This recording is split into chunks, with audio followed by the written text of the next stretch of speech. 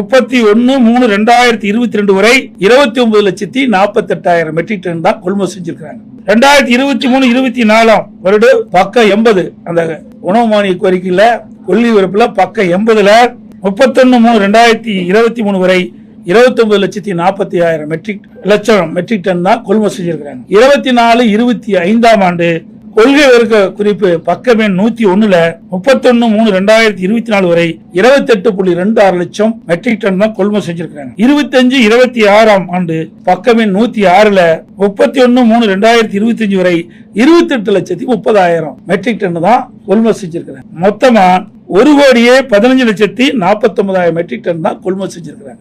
அப்படி என்றால் எப்படி ஆண்டுக்கு 42 லட்சம் மெட்ரிக் டன் கொள்முதல் செய்ய முடியும்? அத்தனையும் பொய். எல்லாம் விளம்பர மாடல் அரசு என்பது நிரூபணமாகிவிட்டது. ஆக திராவிட முன்னேற்ற கழக ஆட்சியில உணவுத்துறை மானிய கோரிக்கையின் போது அந்த கொள்கை விளக்க குறிப்பில் குறிப்பிட்டது உண்மையா? அந்த உணவு அமைச்சர் தெரிவிக்கப்பட்டது உண்மையா? அல்லது நேற்றைய தினம் தென்காசியில் நடைபெற்ற அரசு நிகழ்ச்சியில் முதலமைச்சர் குறிப்பிட்டது உண்மையா? அதை இந்த முதலமைச்சர் விளக்க வேண்டும். 60 வருட நம்பிக்கை.